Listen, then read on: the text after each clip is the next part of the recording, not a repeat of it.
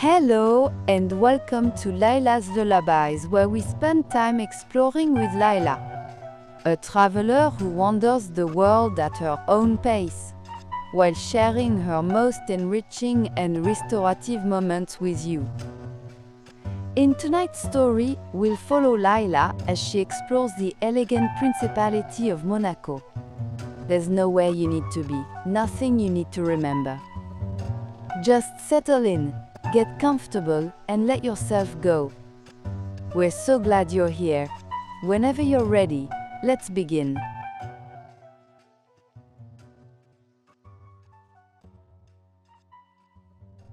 The train from Nice slowed as it entered the tunnel, and Lyla felt the change in air pressure, the way sound became muffled and close. Then they emerged into daylight again, and there was the sea, impossibly blue, stretching away to meet the sky at a hazy line that seemed to dissolve rather than divide. Monaco appeared gradually, revealing itself in pieces. First, the marina, with its rows of white boats, their masts like a forest of bare trees. Then the buildings, stacked up the hillside in tiers of cream and terracotta and pale pink, each level climbing higher than the last. And above it all, the rock, the famous promontory where the old town sat, the palace visible even from here, its flag moving lazily in the breeze. The train pulled into Monte Carlo station, and Lyla gathered her small bag, a canvas tote that held only the essentials, a bottle of water, a light cardigan, her sunglasses, a notebook she probably wouldn't use. She had learned over the years that less was more when exploring a new place. Too much planning, too much equipment, and the day became about managing things rather than experiencing them. She stepped onto the platform, and the first thing she noticed was the cleanliness. Everything gleamed. The tiles underfoot were spotless. The glass barriers along the platform sparkled. Even the air seemed somehow polished. It was late morning in late spring, and the temperature was perfect, warm enough to be pleasant but not yet hot, with a freshness that came from the nearby sea.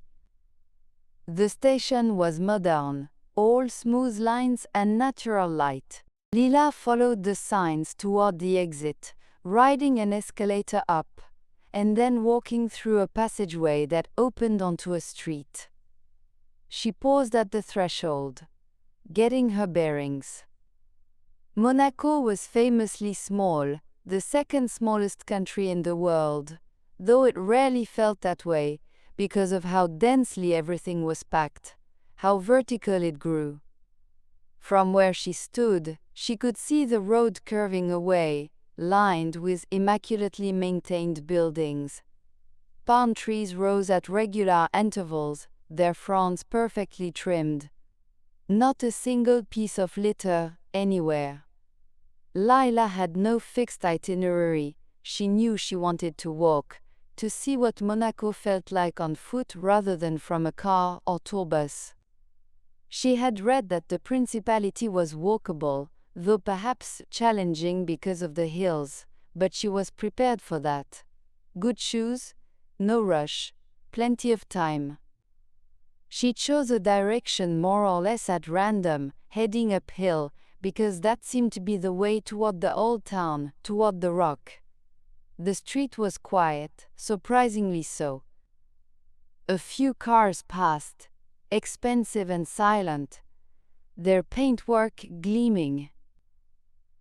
A woman walked a small dog, both of them moving, with a kind of unhurried elegance that seemed characteristic of this place.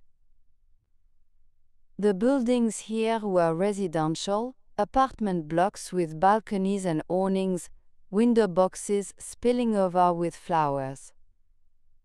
Geraniums, mostly, their red blooms vivid against white walls. Everything was well kept, maintained with obvious care and considerable resources. Lyla walked steadily, feeling her muscles warm with the effort of the incline. The street branched, and she took the right fork, following her instinct. One of the pleasures of traveling alone was this freedom to wander without explanation or negotiation. If she wanted to turn down a street simply because she liked the look of it, she could. The neighborhood shifted subtly as she climbed. The buildings became slightly older, their architecture more varied. She passed a small church, its door open, the interior cool and shadowy. A few people sat in the pews, their heads bowed. Lyla paused at the entrance, listening to the silence within, then continued on. She could hear the sea, even though she couldn't see it anymore. The sound carried up the hillside, a constant gentle rush that underlay all the other sounds. Birds sang from the manicured gardens that occasionally appeared between buildings. Somewhere, a fountain burbled. Lyla came to a terrace, a small public space with benches and a low wall. She stopped here, setting down her bag and taking a long drink from her water bottle. The view opened up, and she could see across to another part of Monaco, the buildings stacked on the opposite hillside, and between them, glimpses of the harbor, that impossible blue. The terrace was empty, except for an elderly man sitting on a bench in the shade, reading a newspaper. He glanced up as Lyla approached, gave a small nod, then returned to his reading.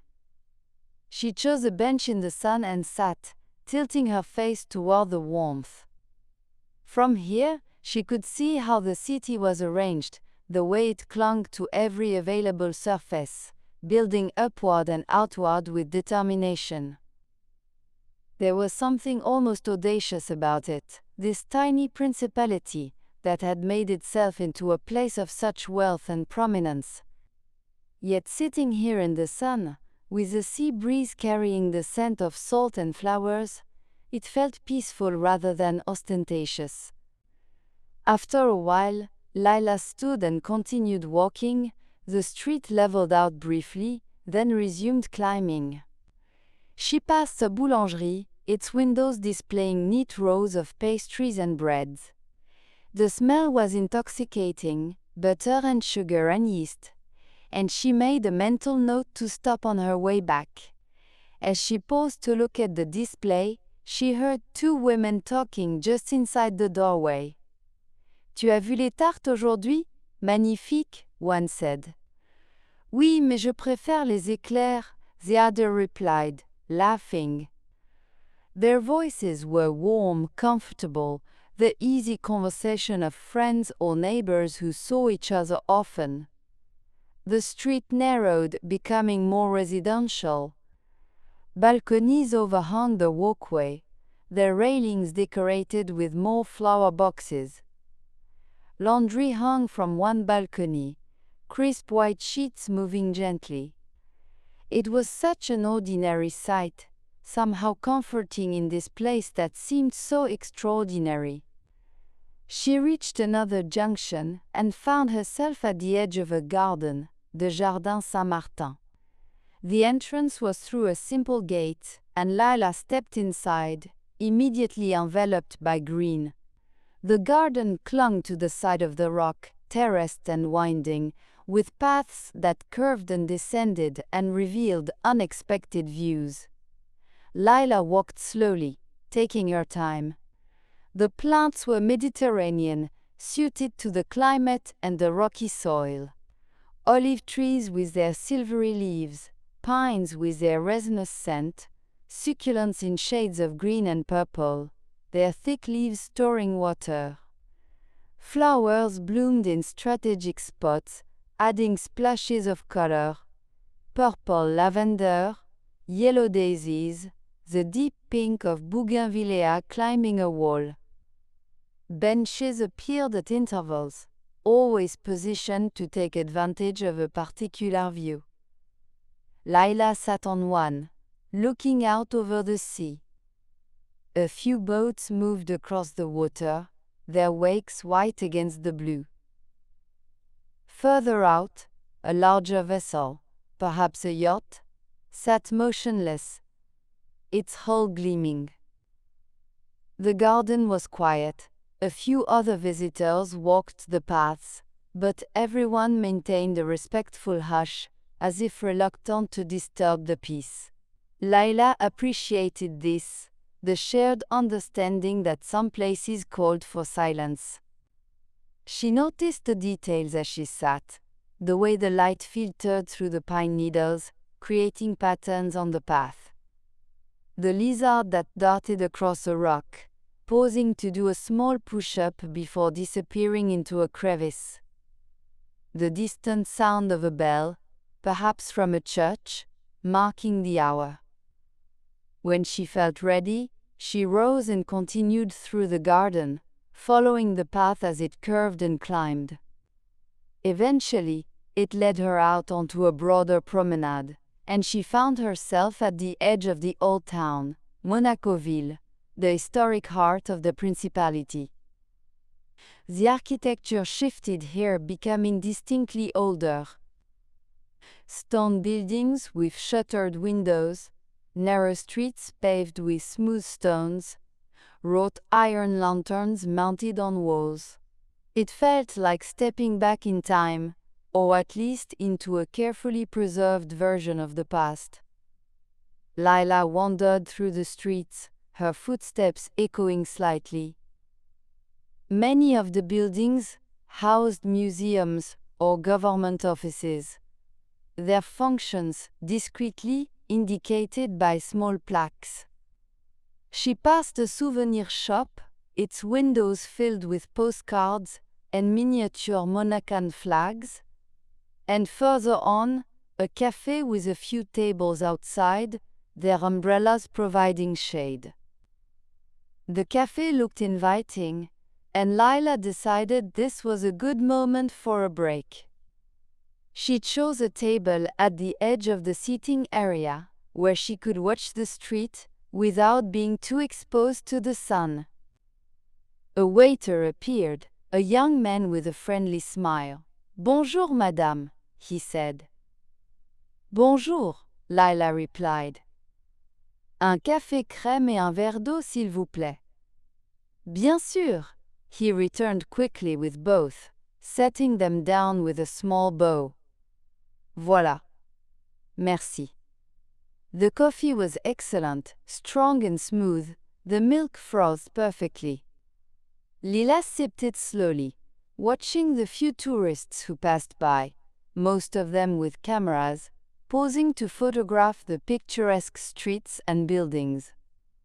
She thought about what she knew of Monaco, the palace of course home to the Grimaldi family for centuries, the casino, famous around the world, the Grand Prix, the Formula One race that transformed the streets into a racetrack once a year. But beneath all that, there was this. The quiet café, the garden clinging to the rock, the laundry hanging in the sun, the everyday life that continued regardless of the glamour. When she finished her coffee, she paid and continued walking. The street led her toward the palace, its honey-colored walls rising above a large square. Guards stood at attention at the gate, their white uniforms crisp, their expressions neutral. Tourists gathered to take photos, but the atmosphere remained calm, orderly. Lyla didn't approach the palace closely. She was content to see it from a distance, to know it was there, part of the landscape. Instead, she turned and walked toward the ramparts, the fortified walls that edged the rock. Here, the view opened up completely. She could see the harbor far below, the boats arranged in precise rows, their size difficult to judge from this height. Some were large enough to be small ships, with multiple decks and radar equipment and crews. Others were more modest, though still substantial. The wealth concentrated in that harbor was difficult to comprehend. Beyond the harbor she could see the modern part of Monaco, the high-rise buildings that housed apartments and offices, their glass facades reflecting the sky. And further still, the coastline continued, curving away toward Italy, hills covered in buildings that gradually thinned out as the distance increased.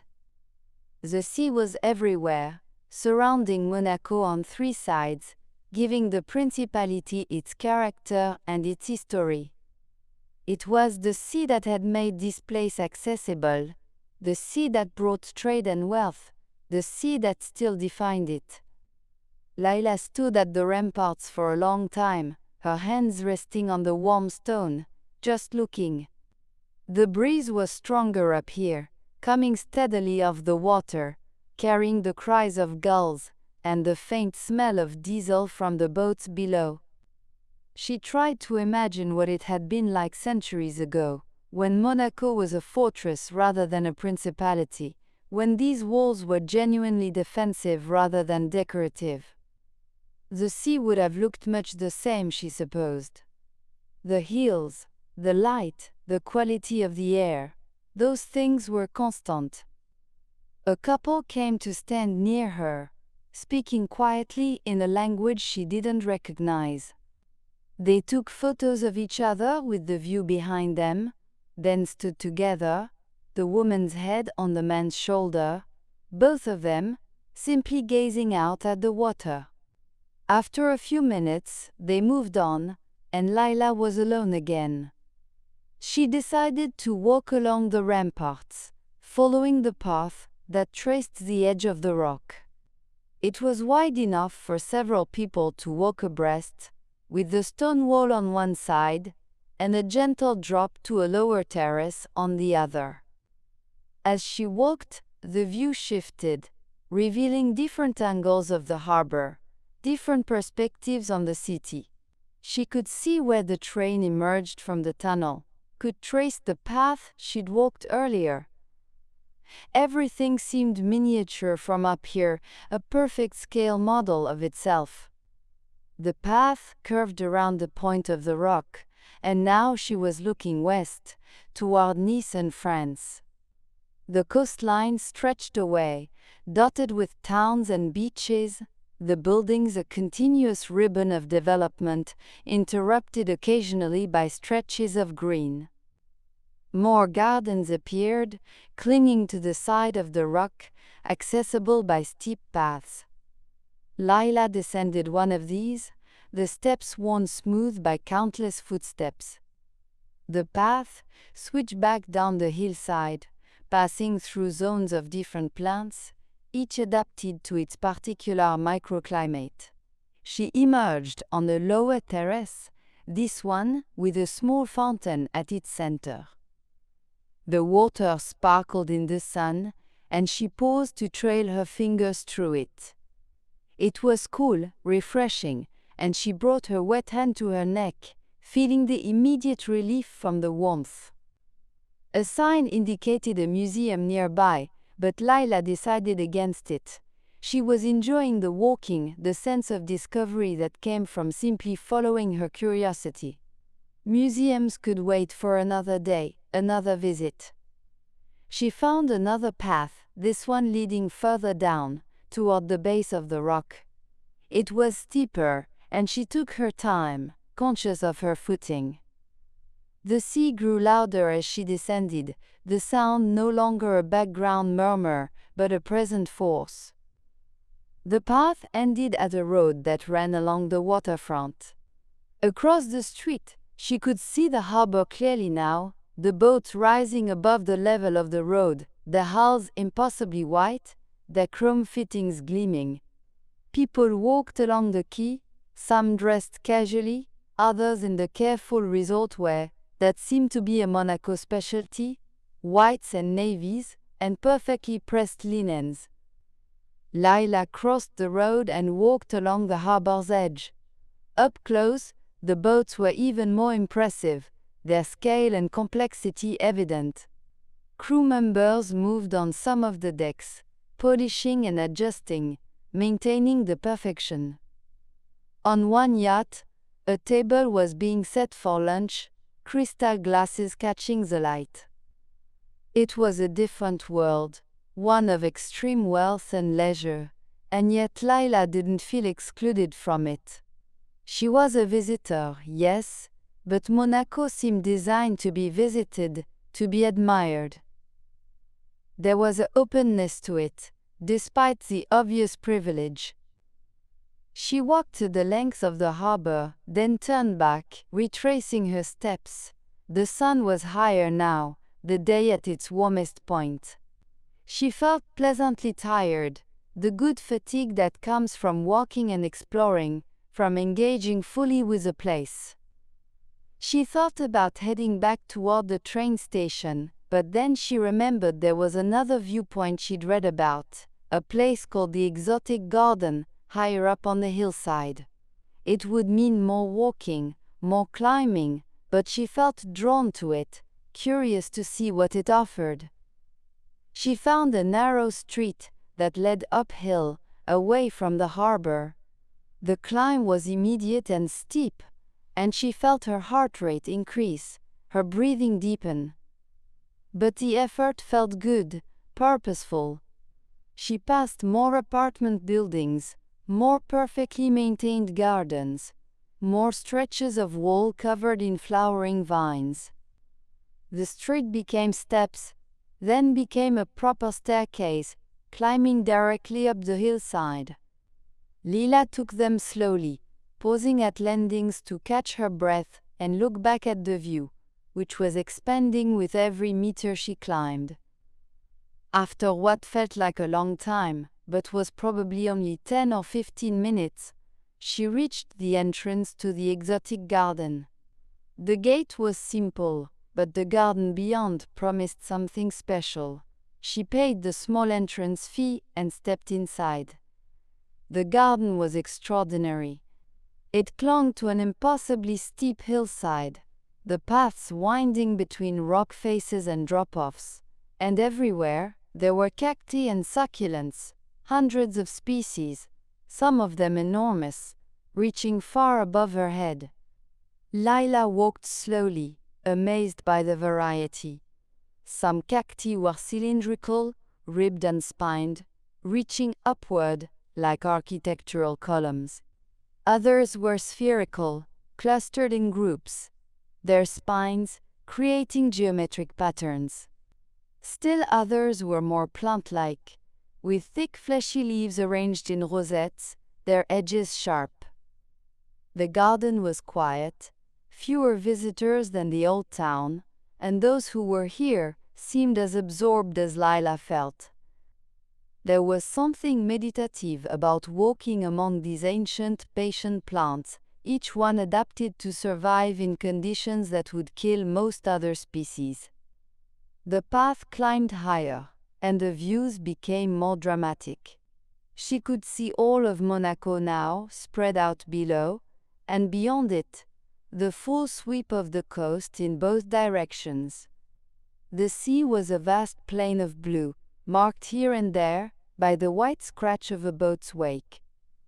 Lyla found a bench positioned at a particularly spectacular viewpoint.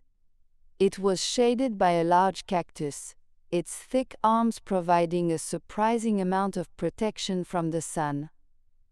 She sat, setting her bag beside her, and simply looked. From this height, Monaco seemed both improbable and inevitable. Improbable that so much could fit into such a small space, that such wealth and complexity could be concentrated here. Inevitable because of the location, the natural harbor, the strategic position on the coast, the beauty that had drawn people here for centuries. She could see the palace, tiny from here, perched on its rock. She could see the harbor, its boats like toys. She could see the casino, distinctive with its green domes, and the hotels and high-rises that marked the modern development. And everywhere, woven through it all, the gardens and parks, green spaces that softened the density and provided relief. The wind was strong up here, constant and cooling. Lyla closed her eyes for a moment, feeling it on her face, listening to it move through the spines of the cacti with a sound like rain. When she opened her eyes, she noticed a bird perched on a nearby cactus, a small thing with gray feathers and a sharp beak. It seemed utterly at home among the spines, hopping from one arm of the cactus to another, pausing to sing, its voice surprisingly loud for its size. Lyla watched it for a while, this small life carrying on its business with complete focus, unconcerned with the view, or the principality, or anything beyond its immediate needs. Other visitors came and went, some pausing at the viewpoint, others continuing along the path. An older couple stood nearby, the woman pointing out something to the man, both of them smiling. A family with 2 children passed, the kids surprisingly patient, not running ahead, as Lyla might have expected. The afternoon was wearing on. She could tell by the quality of the light, which was beginning to soften, to take on the golden cast that came before evening. She should probably start making her way back, she thought. The train ride to Nice wasn't long, but she wanted time to walk through Monaco once more, to see it with fresh eyes after the perspective of height. But she didn't move yet. The bench was comfortable, the view compelling, and there was something satisfying about sitting still after all the walking, letting her muscles rest, her mind settle. She thought about the day, about what she'd seen and experienced. Monaco was complex, she decided. It could seem superficial, all wealth and show, but there was more to it than that. There was history, and geography, and human ambition. There were the gardens, carefully tended. There were the quiet streets of the old town. There was the sea, constant and vast, reminding everything built on its shore of its own impermanence. A group of students arrived, led by a teacher who was explaining something about the plants. They gathered around a particularly large specimen, and Lyla listened to fragments of the explanation. The cactus was over 100 years old. It grew slowly, adding only centimeters each year. It could survive months without water, storing what it needed in its thick flesh. Students asked questions, their voices curious and engaged. The teacher answered patiently, clearly passionate about the subject. It was a pleasant scene, ordinary and timeless, the passing of knowledge from one generation to another. Eventually, Lyla stood. Her legs were slightly stiff, and she stretched carefully, feeling the pull in her calves and thighs. The walk back down would be easier than the climb up, at least in terms of exertion, though she'd need to be careful on the steep sections. She took one last look at the view, trying to commit it to memory. The light had shifted further, the sun lower now, and everything seemed softer, gentler. Monaco glowed in the late afternoon light, beautiful and improbable. She walked back through the garden, taking a different path that looped around the hillside. More cacti, more views, each one slightly different from the last. Near the exit, she passed a section dedicated to aloes, their leaves, thick and fleshy, some of them flowering with tall spikes of orange or red blooms. Outside the garden, the city felt familiar now, no longer quite so foreign. She knew the general direction back to the train station, and she walked with confidence, choosing streets at random, trusting her sense of direction. She passed the boulangerie she'd noticed earlier and stepped inside. The shelves were less full now, but there were still pastries available. She chose a palmier, its layers of pastry caramelized and crisp. Celui-ci, s'il vous plaît, she said, pointing. The woman behind the counter wrapped it carefully. 3,50 €, she said, handing it to Lyla with a smile. Bonne journée. Merci vous aussi. Lyla ate it as she walked, the sweetness and butter melting on her tongue. It was perfect, the kind of simple pleasure that made traveling worthwhile. The streets descended more quickly than they'd climbed, and she found herself back at the harbor level sooner than expected. She could see the train station now, its modern structure distinct among the older buildings. But before heading there, she made one more detour, walking out onto a small jetty that extended into the harbor. At the end, she could stand with water on 3 sides, the boats all around her, the city rising behind. The sea lapped gently against the jetty's supports. A few girls called, their voices sharp in the still air. The sun was approaching the horizon now, though it would be another hour or more before it set. The light was extraordinary, making everything seem more vivid, more present. Lyla stood there for several minutes, not thinking about anything in particular, just being present. This was the gift of travel, she thought. Not just seeing new places, but these moments of quiet presence, when the ordinary act of standing and looking became something more, something that felt like grace. Finally, she turned and walked back along the jetty across the quay toward the train station. She descended into its cool interior, found a platform, and waited for the next train to Nice. When it arrived, she boarded and found a window seat. The train pulled out of the station, entering the tunnel, and when it emerged, Monaco was already receding behind her, the whole principality visible for a moment before the track curved, and it disappeared from view.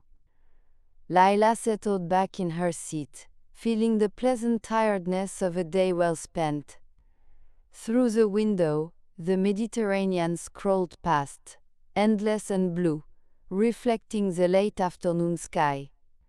She closed her eyes briefly, to let the images of the day settle into memory.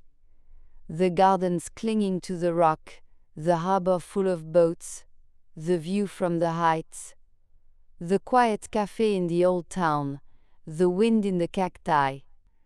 The train rocked gently, a soothing rhythm carrying her back along the coast.